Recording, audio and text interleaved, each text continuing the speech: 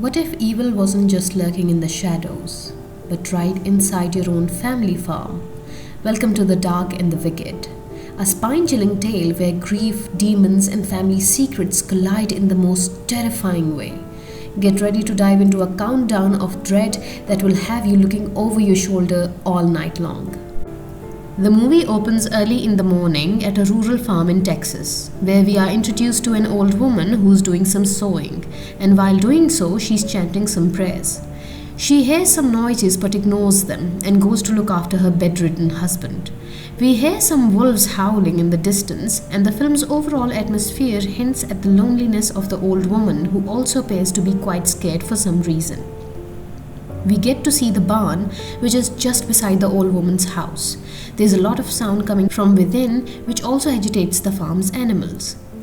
Suddenly, amidst the agitated animals, we get a glimpse of a demon, and it is revealed to us that something is amiss on that property, which is why the old woman has been so scared.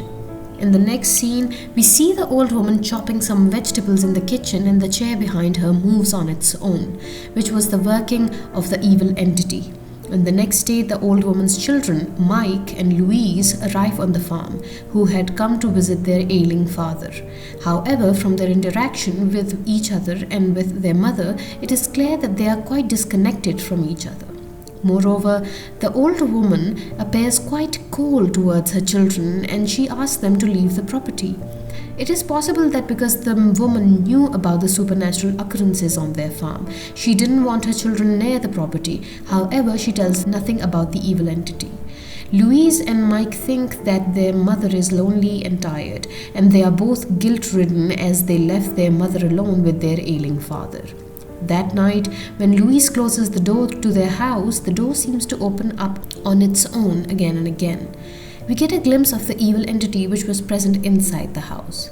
Louise tells her mother that no one is there, but her mother knows better. Her mother goes inside the kitchen where she starts chopping some vegetables.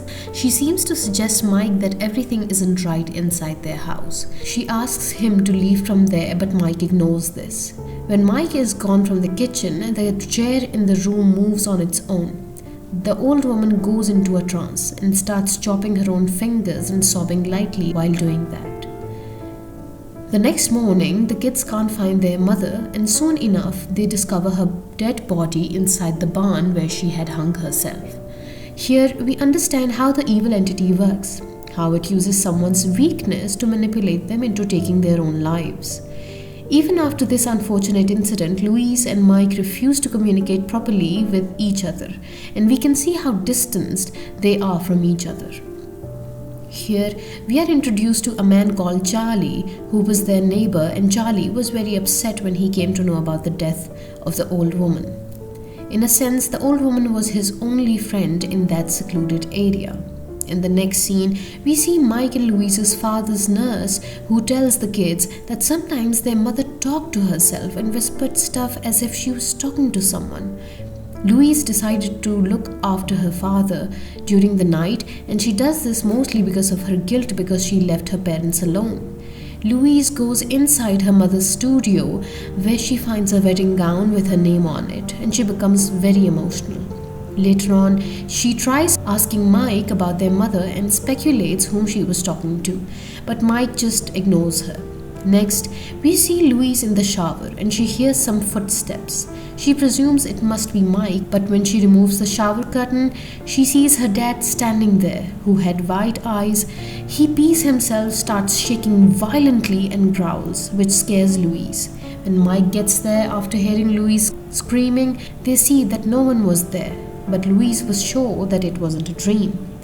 Louise checks up on her dad, who was still in his room, and then she ignores whatever happened in the bathroom. When Mike is about to go out and get groceries, he comes across his mother's diary. Mike and Louise read the diary where their mother had written something about an evil entity which was killing their father slowly. Moreover, she was asking for help in that diary.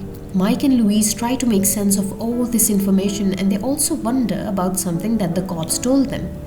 The cops said that their mother had used the tub in the barn to hang herself. However, the kids knew that the tub wasn't moved until Louise used it to get her mother's body down. They are confused as they are unable to understand how their mother got up there. And they continue reading the diary, where their mother had written something about voices that wanted to kill her. They visit the coroner, who gives them some crosses that he found in their mother's pocket. Mike and Louise are confused after seeing this, as they know their mother wasn't religious. That night, Louise looks after her dad, but when he coughs, a spider comes out of his mouth. Louise tries to catch it, and Mike comes there to ask if things were fine. However, Louise tells him nothing about what she just saw. That night, as Mike was sleeping, the lights in his room start flickering, which wakes him up. However, there was no one in his room. He goes to a window and he sees his mother outside the house, who was smiling and levitating in the air. Mike hears her mother screaming, and the noise was coming from inside his room, and here we see his mother standing behind him. However, when Mike turns the lights on, she vanishes into thin air. On the other hand, when Louise wakes up the next morning, she finds her face smeared with lipstick, and surprisingly, she finds the lipstick tube in her father's bed. Just then, the phone rings and Louise picks it up. A recording starts playing, which informs Louise that their phone number was being disconnected. However, the phone rings again, and this time Louise hears her mother's voice, which asks them to leave. Meanwhile, Mike returns to home to find a priest outside their house who seems to know Mike and his name. The priest talks to the kids and tells them that he knew their mother. However, the kids think that it must be the priest who put all those strange thoughts inside their mother's head. Mike asks the priest to leave, and he finally leaves with an ominous warning. Mike calls his wife and tells her that he wants to come back, which reveals that he had no care about his father or his sister. Meanwhile, Louise is inside the barn where she's reading her mother's diary, and just then she hears glasses shattering. She wonders if that's Mike, but we see a shadow behind her which starts to grow. Louise starts to wonder whether what she has been seeing is real or just hallucinations, and Mike shares with her how he saw their mother the other night. That night, they hear wolves howling outside and some scratching noises at the door. When they open the door, they see the priest outside their house, and when Louise flashes light on his face, they notice that he has white eyes. The priest in reality wasn't a priest at all, but rather it was the evil entity that came to the kids in a different form.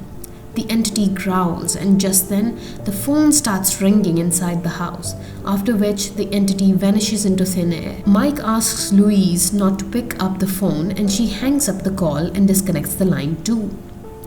Meanwhile, we get to know that it was their neighbor Charlie who was trying to contact them. But since he was trying to help the kids, the whale entity attacks Charlie. Charlie hears some noises inside his house and he picks up his gun. In the next room, he finds the evil entity who had now taken the form of Louise, and Charlie knew this. The entity starts slashing itself, and a second Louise appears near Charlie and whispers something.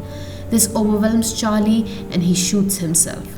Here again, we see how the entity tricked its victims and manipulated them into taking their own lives.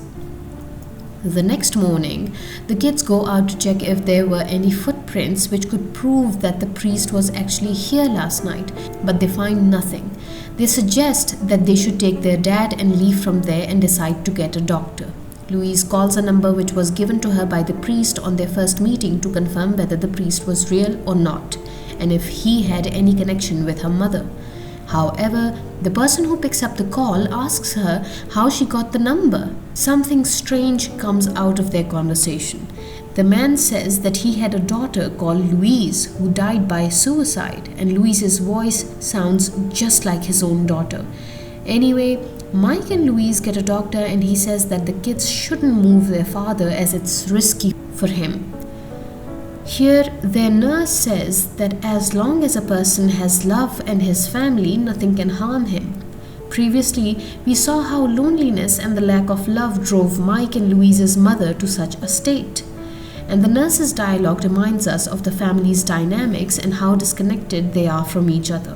Anyway, the animals in the barn have somehow come out of the barn and they are out in the wild. And later, one injured goat returns back to the farm. Louise and Mike later discover that their herd has been slaughtered and they believe that this can't be the work of wolves. Now, Mike just wants to get away from there and he suggests getting another doctor for their father. Louise too reminds him how their mother wanted to get away from there.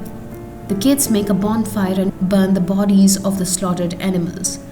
Mike returns home and goes to the barn where he sees a pregnant goat and Mike promises that he will take care of it.